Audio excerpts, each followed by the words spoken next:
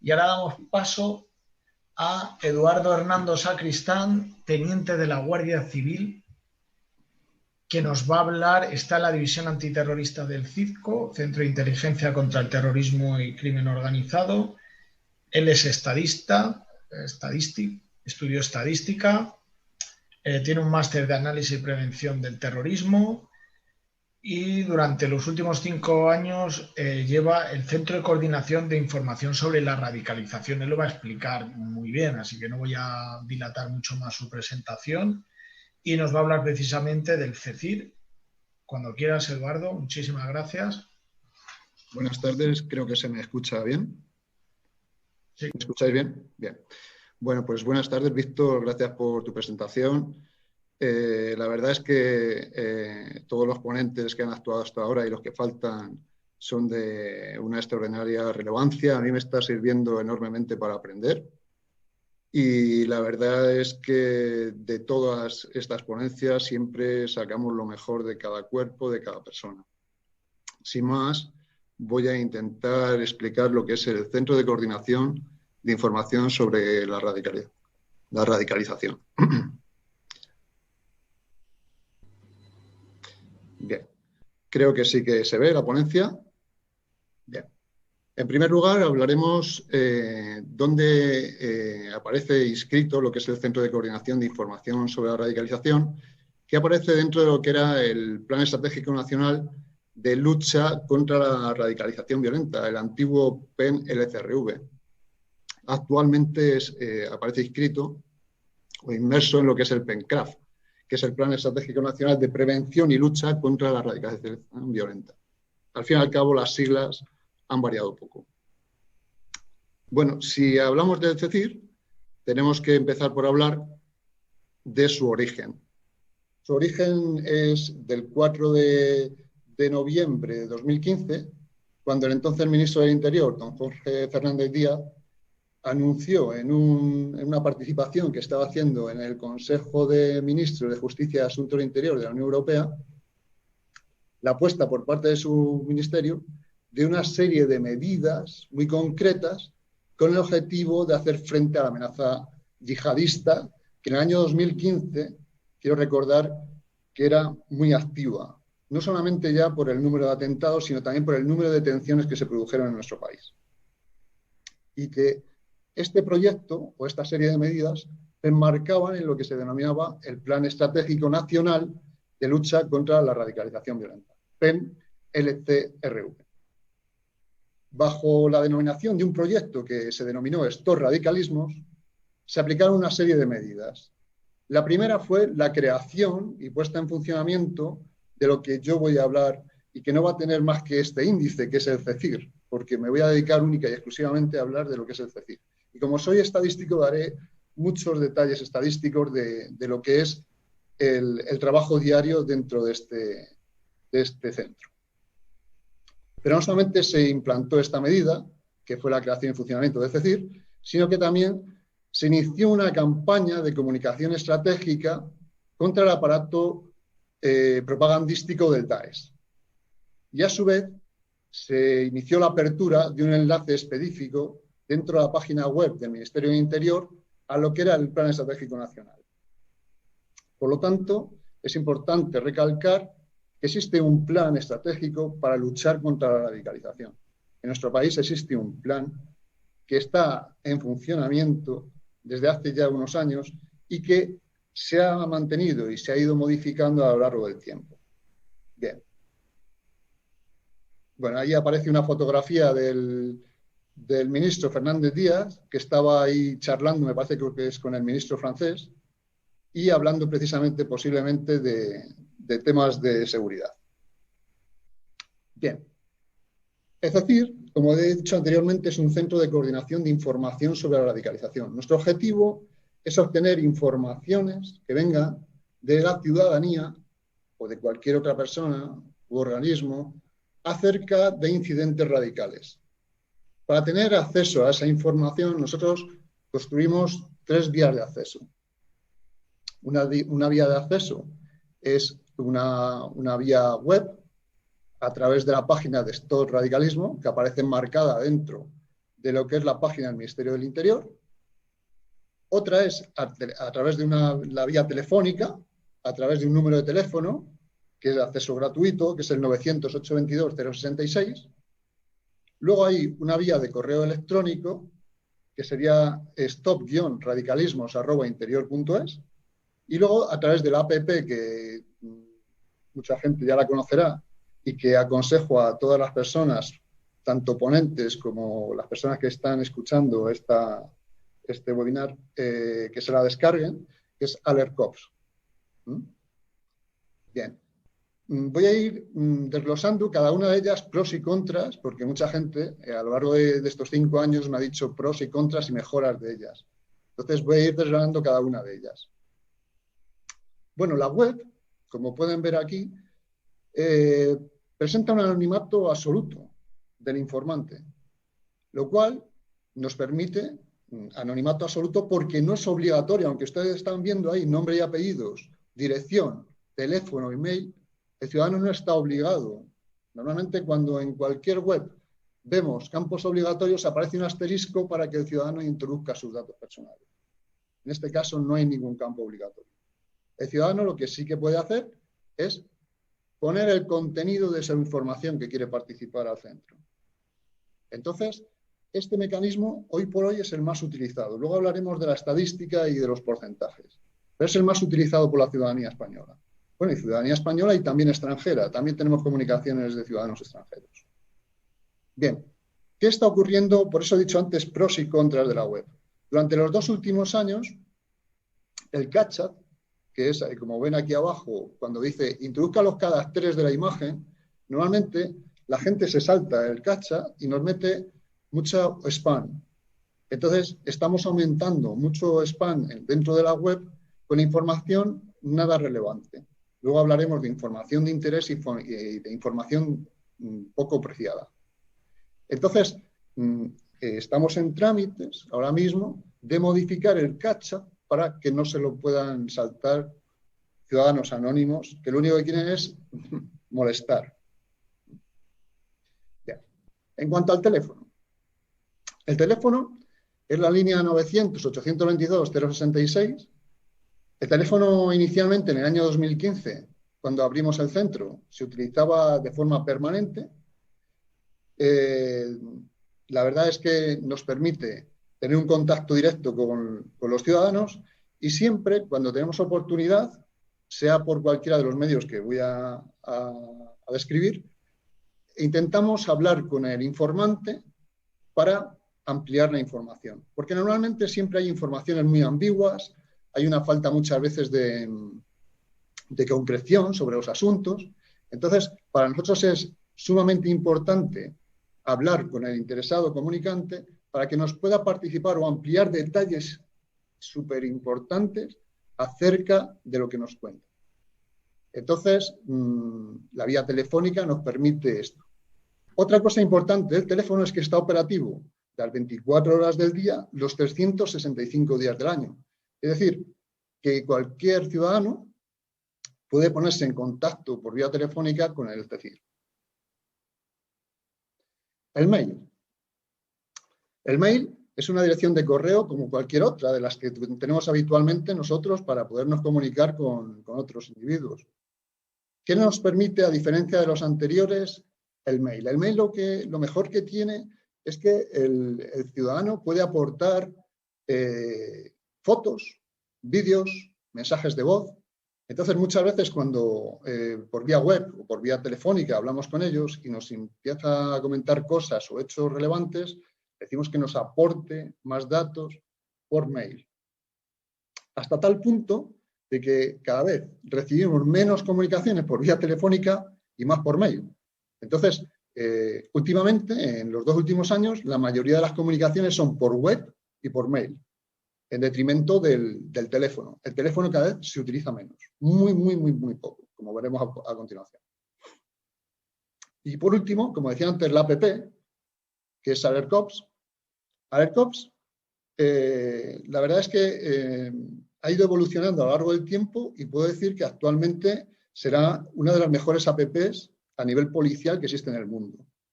Dentro de ella hay muchas opciones, como ven ahí, hay robo, atraco, vandalismo, pero tenemos una específica para estos radicalismos. Bien, la ciudadanía utiliza este medio para ponernos en conocimiento cualquier acto relacionado con la radicalización. También nos permite incluir tanto fotografías como vídeos, como audios de voz. Por consiguiente, es, ya digo, una de las más avanzadas tecnologías dentro de las aplicaciones APPs.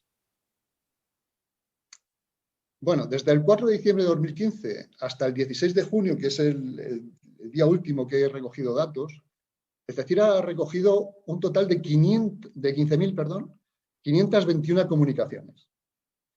Aunque la tendencia es descendente, y luego explicaré el por qué, aunque es obvia, se mantiene un promedio de unas 8 comunicaciones diarias, de media. De las 4 herramientas que hemos dicho, el formulario vía web y el mail Stop Radicalismo, son los más utilizados. La web en torno al 65% y el mail de Stop Radicalismo en torno al 15%. Aparecen ahí esos 2 asteriscos para hacer la salvedad que he comentado, que por vía web pues están entrando muchas comunicaciones sin apenas relevancia. Por eso se ha disparado posiblemente esta cifra del 65%. De todos modos, veremos luego en unas gráficas que he sacado años anteriores, veremos cómo la vía web siempre ha sido la más utilizada por la ciudadanía. ¿Qué ocurre con estas comunicaciones? ¿Todas ellas son de interés? ¿Qué hacemos con esas comunicaciones? ¿Qué es lo que pasa con ellas? Bien. Esas comunicaciones no son todas de interés. De interés nos quedaremos con el entorno de un 18%, que digamos que son de interés tanto social como policial. Hay hechos con trascendencia que deben de ser transmitidas a las fuerzas y cuerpos de seguridad del Estado y otras que tienen un interés social que el objetivo de ellas es pasárselas en el momento que se creen, o bien a las oficinas de prevención, o bien a los grupos territoriales, para que un órgano gestor se encargue de estudiarlas y darles una continuidad o una solución a las mismas. Bien, de esas comunicaciones, por eso he dicho que no todas ellas eran de carácter policial, de ese 18%, en torno al 14% contenían datos susceptibles de explotación policial y por eso se las remitimos a la Fuerza y Cuerpo de Seguridad del Estado. ¿Cómo se conoce el CECIR? Porque la mayoría de la gente nos dice, es que no divulgáis información a través de la prensa, de la televisión. Bien, la gente conoce el CECIR y así nos lo han dicho en las comunicaciones que hemos tenido con ellos, con la ciudadanía. La mayoría lo conoce a través de Internet, también por televisión, porque cuando se ha producido algún atentado terrorista se ha puesto en la parte inferior, si tiene alguna comunicación o relacionada con la radicalización, pónganse en contacto con el teléfono 900-822-066 o también hemos tenido otras opciones de conocer el CECIR que ha sido a través de las fuerzas y cuerpos de seguridad. Los propios fuerzas y cuerpos de seguridad muchas veces le dicen a la ciudadanía que se ponga en contacto con nosotros para temas de radicalización, posiblemente porque consideren que tenemos una mayor experiencia en este tema. ¿De dónde procede el mayor número de las comunicaciones? Pues la mayoría de las comunicaciones, o sea, la mayor parte dentro del total, proceden de la Comunidad de Cataluña, con el 13,38%, junto a Madrid con el 12,76% y Andalucía con el 9,20%. ¿Bien? ¿Qué ocurre con estas comunicaciones? Bueno, nosotros cuando recibimos las comunicaciones las analizamos, para eso tenemos analistas dentro del CISCO, que llevan a cabo un análisis. Ya he dicho que muchas veces ampliamos las informaciones poniéndonos en contacto con los informantes y una vez analizadas y antes de ser enviadas a las fuerzas y cuerpos de seguridad del Estado, lo que hacemos es pasarles esa información las cotejamos con una base que es un sistema de coordinación de operaciones denominado SICOA-SCI.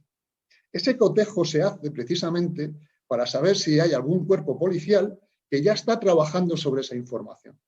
Si yo, por ejemplo, tengo información sobre una persona determinada y esa persona determinada ya la está trabajando la Guardia Civil, lo que hacemos es que la información que a nosotros nos aporta el ciudadano se la enviamos única y exclusivamente a la Guardia Civil. Y de la misma manera si ocurriera con la Policía Nacional. Pero ¿qué ocurre cuando no se produce un match o cuando se hace este enfrentamiento entre la comunicación y la base de SICOA SCI, cuando no se produce un match positivo, es decir, es negativa? Lo que hacemos es, por demarcación territorial, mandamos la comunicación por competencia al cuerpo que le corresponda territorialmente y por conocimiento al otro cuerpo. Pongamos un ejemplo. Si, por ejemplo, de un pueblo determinado, de una comunidad autónoma o de una provincia determinada, recibimos una comunicación que es competencia de la Guardia Civil, esa información se la manda a la Guardia Civil para que la trabaje la Guardia Civil. Pero igualmente se da conocimiento al Cuerpo Nacional de Policía y viceversa. Bueno, la Policía Nacional tiene actualmente 71 investigaciones abiertas, la Guardia Civil 136 y ambos cuerpos 8.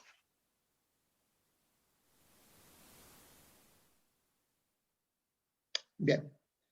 Las comunicaciones recibidas en el CECIR, segmentadas por años y meses, como pueden observar, existe una clara relación entre lo que es el número de comunicaciones que nosotros recibimos y los atentados que se produjeron, por ejemplo, en París en noviembre de 2015 y que provocaban una reacción en cadena dentro de la ciudadanía española para informar sobre aspectos de radicalización, que nada tenían que ver con el atentado, puesto que no podían aportar información normalmente de los hechos que habían ocurrido en París, salvo contadas excepciones, porque sí que hubo alguno que nos aportó información específica sobre ese atentado. Como pueden ver, luego se van produciendo una especie de escalera y los picos se producen normalmente con atentados cercanos al territorio español.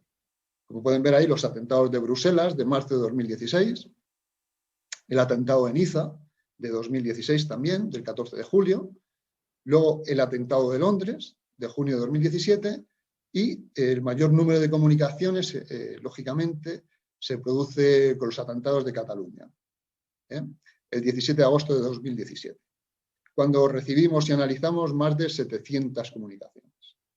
Luego, posteriormente, como digo, ha ido en una línea descendente. ¿Por qué? Porque el número de atentados que se han ido produciendo han sido menores.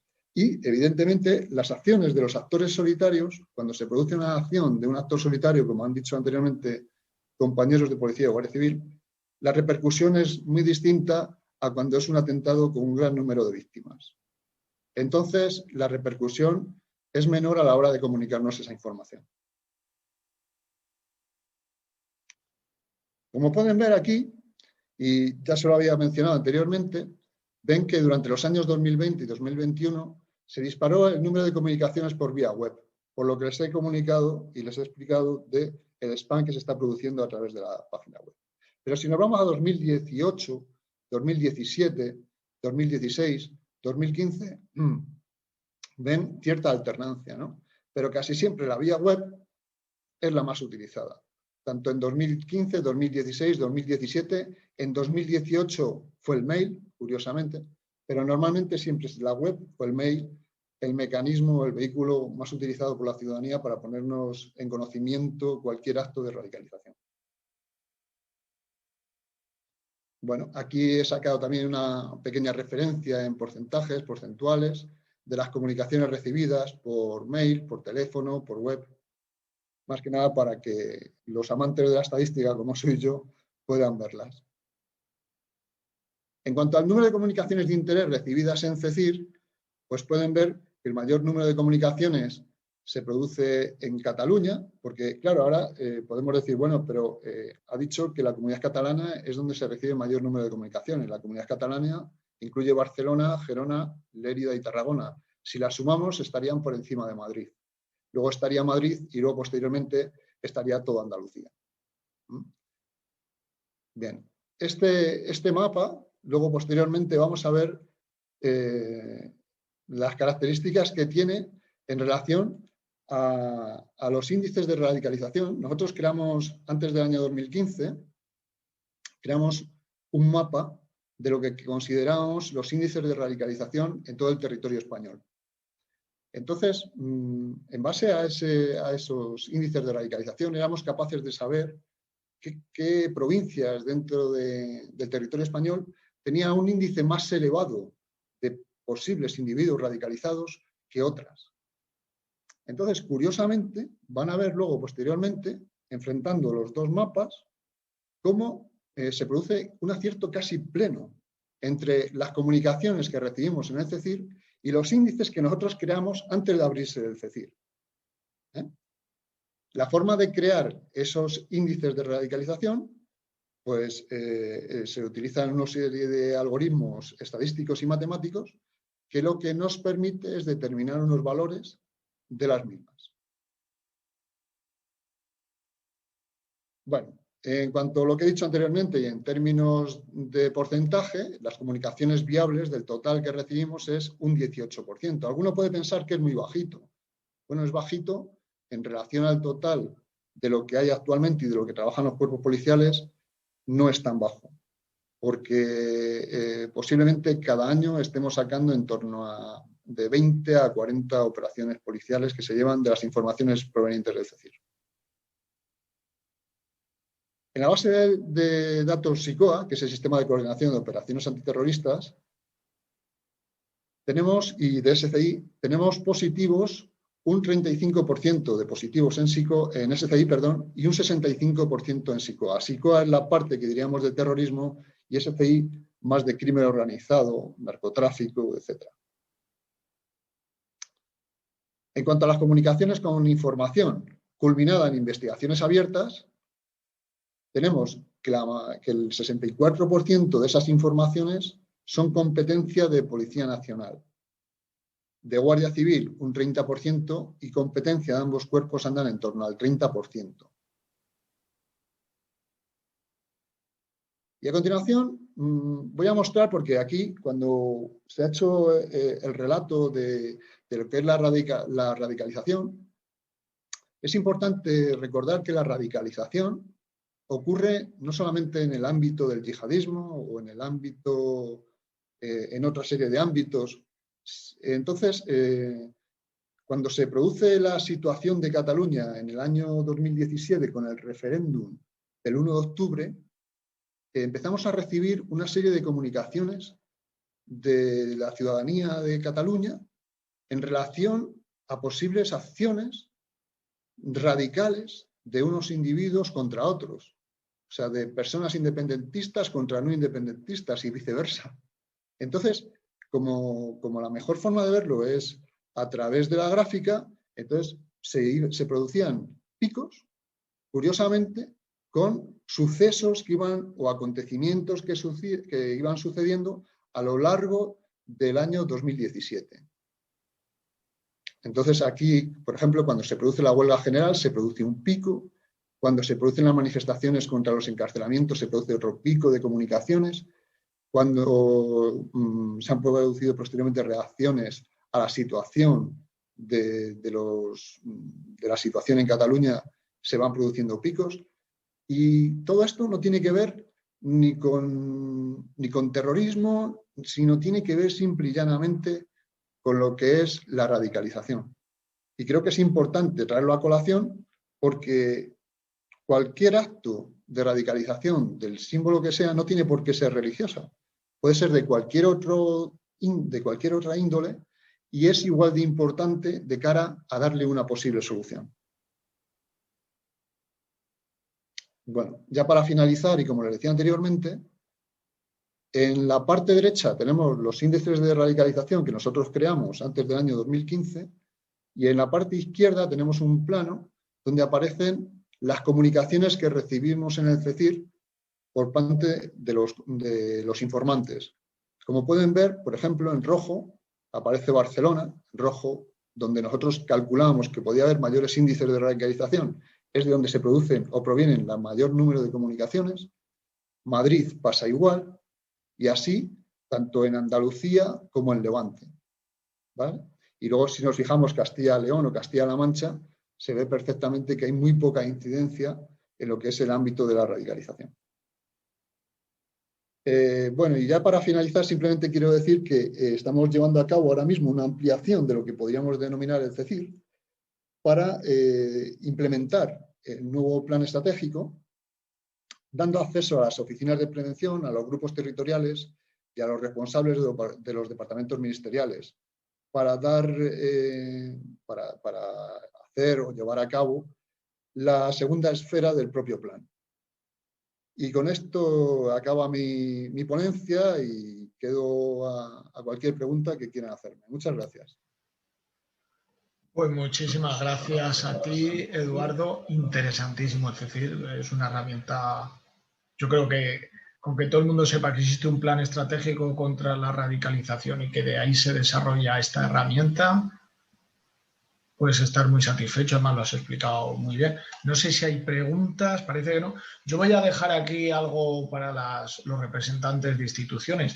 Igual que cuando, y sin hacer paralelismos, que se hace con otro tipo de delitos, igual sería interesante que cuando hay un atentado terrorista, los medios de comunicación pusieran el teléfono contra la radicalización. Igual que se hace en violencia de género, en accidentes de tráfico, no sé. Yo sé que violencia de género está desarrollado en la Ley Orgánica de Víctimas de Violencia de Género, que obliga a los medios de comunicación a una implicación, a lo mejor en la INCOT, pues sería interesante que hubiera esa obligación hacia los medios de comunicación a implicarse, uno, a no poner imágenes de víctimas, que esto ya en la ley de víctimas ya se ha hecho, y dos, a obligar a que la ciudadanía tenga un canal y un medio que no sea el 091, 092, etcétera, etcétera, el común, sino contra la radicalización. ¿Tienes una pregunta, Eduardo? Sí, la estoy leyendo, efectivamente.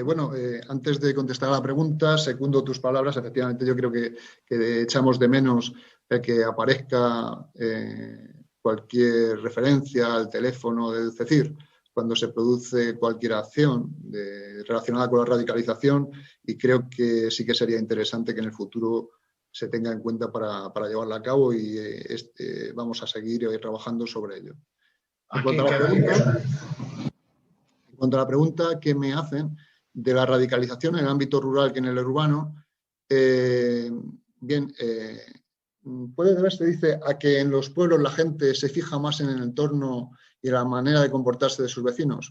Pues sinceramente, tanto en la ciudad como en los pueblos la gente te da todo tipo de detalles. No hay una diferencia entre el ámbito rural y el ámbito urbano. Es cierto que en el ámbito rural la gente, como son territorios pequeños, se conoce muy bien y es más fácil dar información acerca de otros. Y en el ámbito urbano existe más desagregación o más relación entre los propios vecinos.